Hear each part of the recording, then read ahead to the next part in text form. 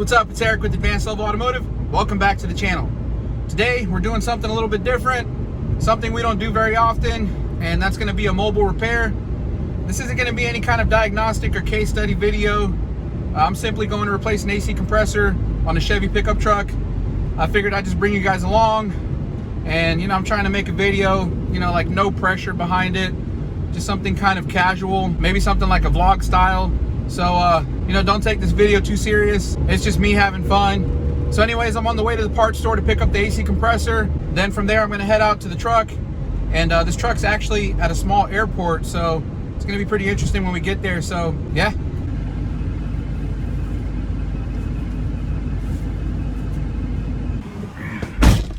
All right, so we got the AC compressor. Let's head out.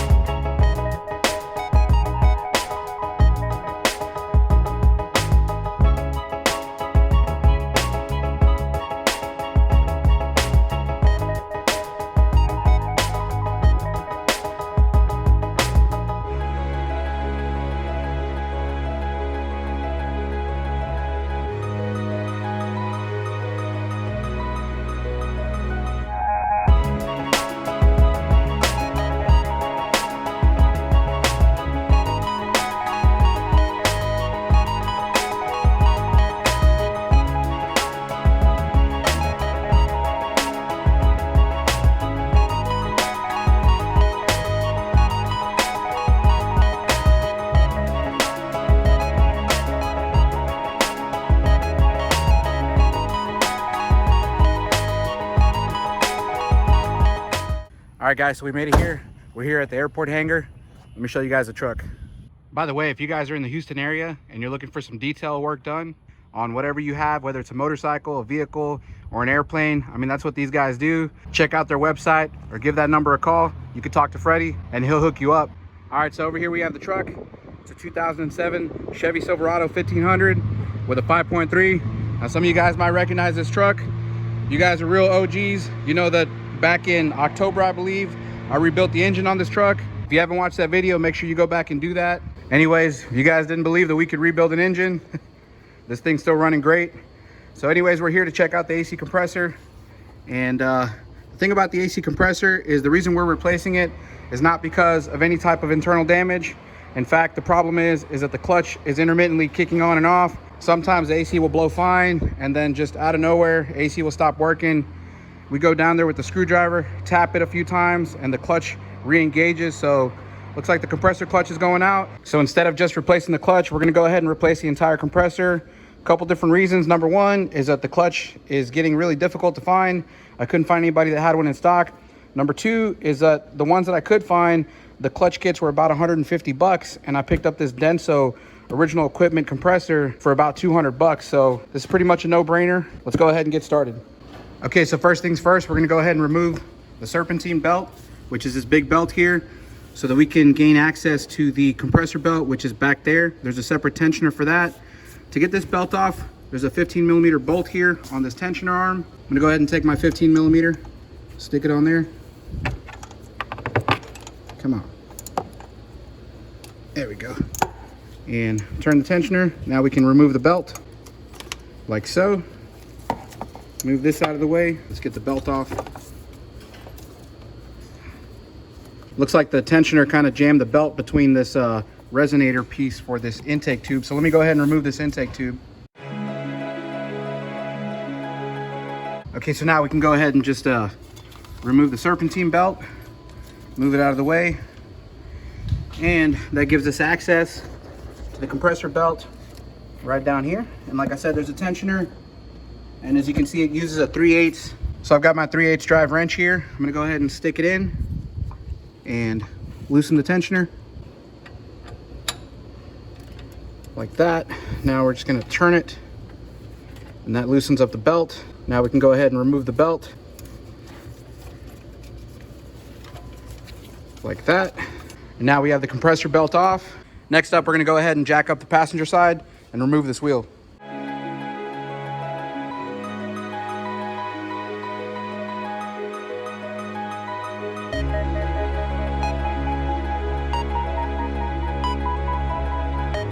Okay, so just in case you guys are wondering, the impact that I'm using is this 20 volt lithium ion impact that I bought from Mac Tools.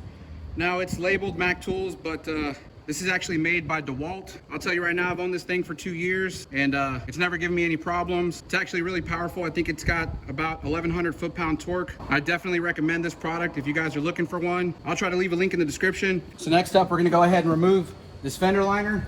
It's got a few plastic rivets.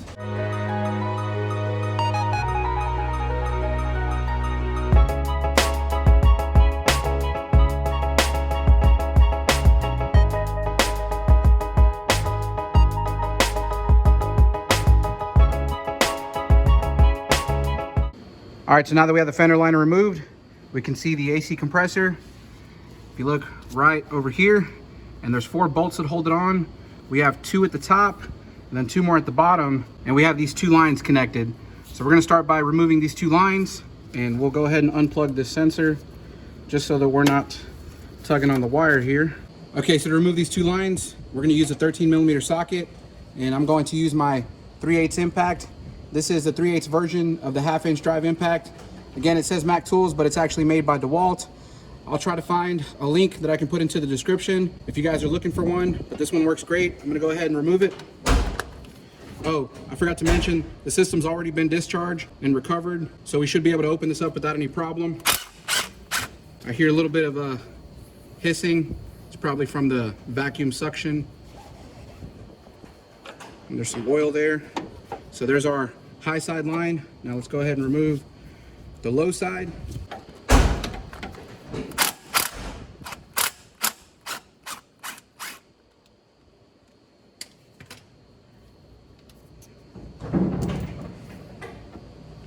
Like so. Now we can go ahead and remove the 2 top bolts for the compressor. Those are going to be a 15mm. Again, I'm just going to use my 3/8 drive impact. There's 1, 2. All right, so moving underneath, I'm going to show you guys the 2 bolts for the compressor that are located at the bottom. There's 1 bolt right there, and the other one right here. You guys see my finger? Right there. So I'm gonna go ahead and remove these 2 bolts.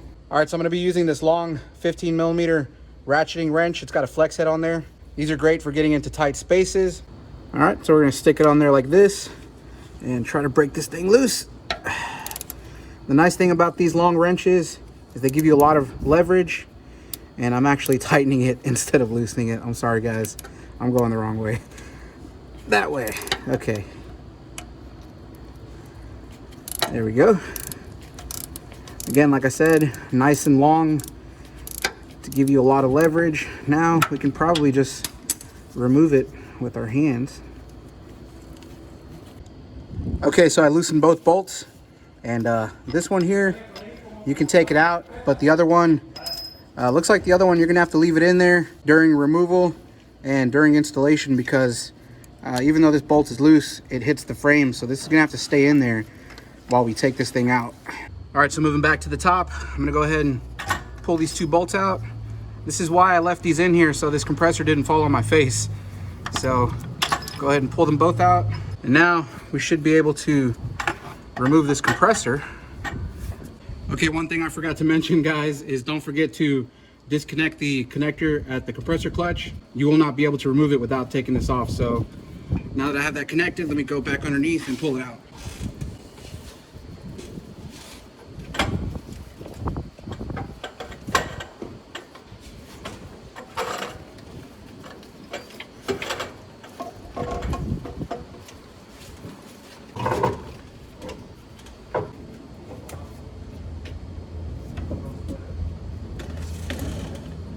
there we have it. Okay, so it might seem really difficult to pull this out of the bottom because of the sway bar, but if you just twist this around, you'll find a way to get this thing out. I was able to without too much of a headache. Anyway, let's go ahead and grab the new compressor. All right, so here we have the new compressor. Again, this is a Denso. I'll go ahead and open up the package.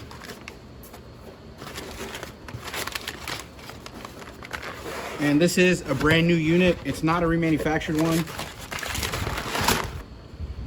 And the nice thing about these is that they come pre-oiled, so you don't have to worry about oiling these compressors. If we just take a look at it, we'll make sure that it is the same compressor. Now, you may notice on some of these compressors that they come with this sensor on the back side. If yours does not have this sensor, don't worry about it. It's not required. I think some models that have rear AC use the sensor, but in our case, we don't. So we're gonna go ahead and install this thing. By the way, like I said, this bolt here is gonna have to go in before installation. Now, let's go ahead and put it on.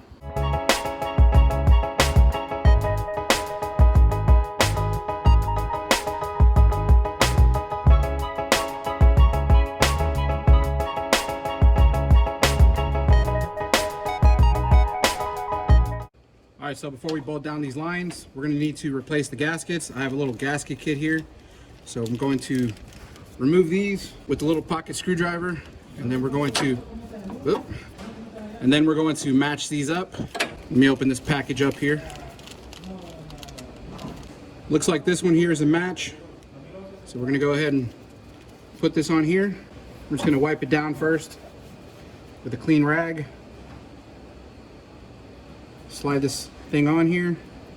And a little trick, if you could take some AC oil, just make sure you lubricate around the O-ring there, just to make sure that it's nice and lubed up. Now we'll do the same thing to the other side.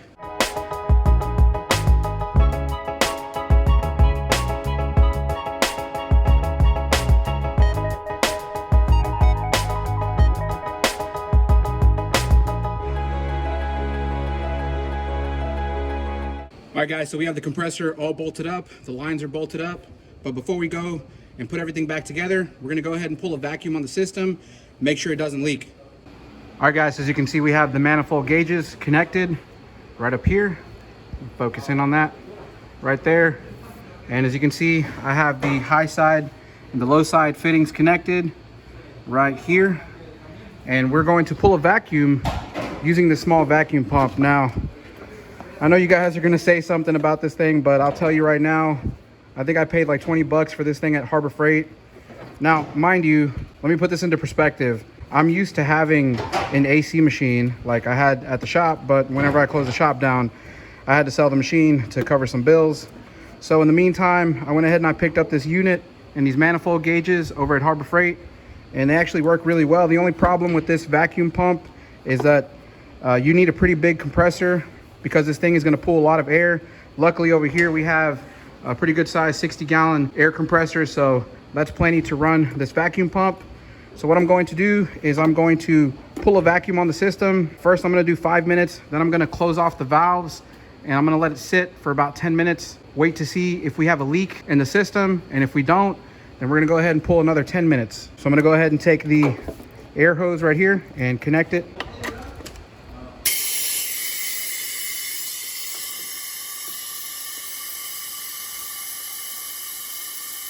Now, this thing is going to pull a vacuum on the system. We look up here at the gauges, look at the low side, you'll see we're already in negative pressure. We're gonna let this thing run for a few minutes, then we're gonna go ahead and shut it off. Okay, so it's been about 5 minutes now. I'm gonna go ahead and shut the valves off on both sides. Then we're going to disconnect this and let the air compressor fill back up. Now let's take a look at the gauges here. As you can see, we're pretty close to about 30 inches of mercury on the vacuum gauge. So we have the system under a full vacuum at this moment. I'm gonna go ahead and let this sit for about 10 minutes, come back and see what this looks like. All right, so it's been about 10 minutes. And if we take a look at the gauges, you can see pretty much we're still holding a vacuum. We haven't really lost any pressure. So the system is completely sealed. I'm gonna go ahead and pull about another 10 minutes worth of vacuum. Then we're gonna start putting everything back together and charge the AC system up.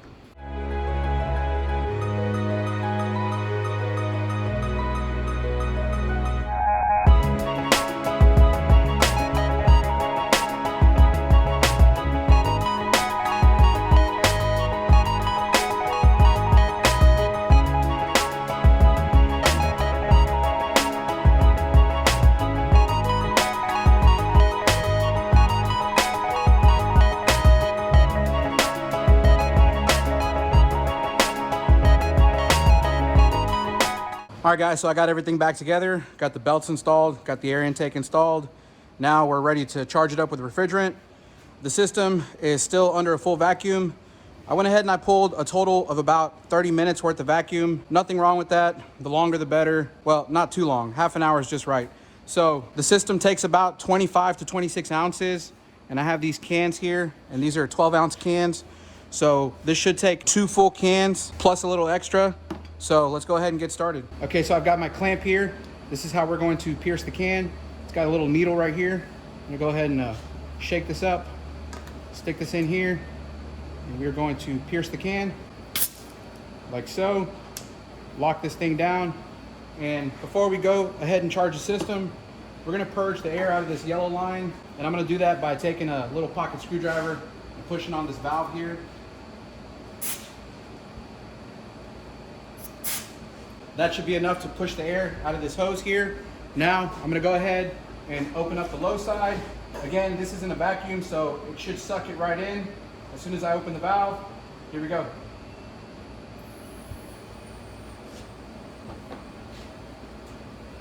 We'll let this thing take the whole can. Then we'll probably start it up and turn the compressor on. All right, I'm gonna go ahead and start the engine and turn the AC on.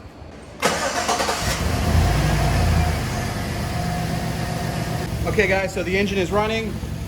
Compressor is coming on now, so we have suction in the system. I don't know if you guys can see the gauge, but the compressor is cycling on and off. All right, so before we add the second can, you're gonna wanna make sure you close the valve. Then come over here, remove the can. Careful, because there's always gonna be a little bit of pressure here. Just take it off. We'll grab our second can.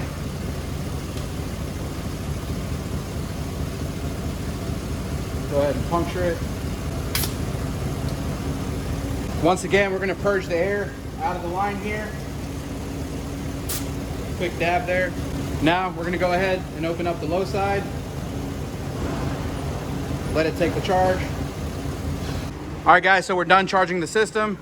Like I said, it took a little bit over 2 cans to fill the system up, but now if you look at the pressures, on the low side, we're sitting somewhere between 35 and 40, and on the high side, a little over 200, which is perfect right now for the ambient temperature that we have. Let's go ahead and move inside the vehicle and see if this thing is cooling.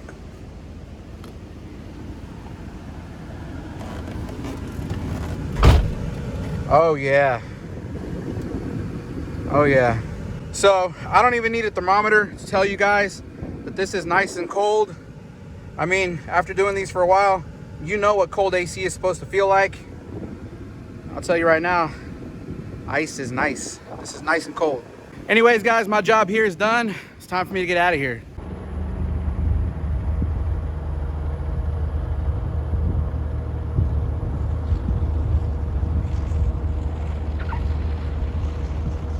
Anyways, guys, I'm gonna end off the video here. I hope you enjoyed our time together. I know I did. It was really special, meant a lot to me. Let me know if you guys want me to make more of these videos. I don't know if they're really helpful in any way or educational, anything like that, but hopefully they're entertaining. Anyways, like I always say, I hope you found the video useful. I hope you found it educational. If you did, make sure to give it a thumbs up.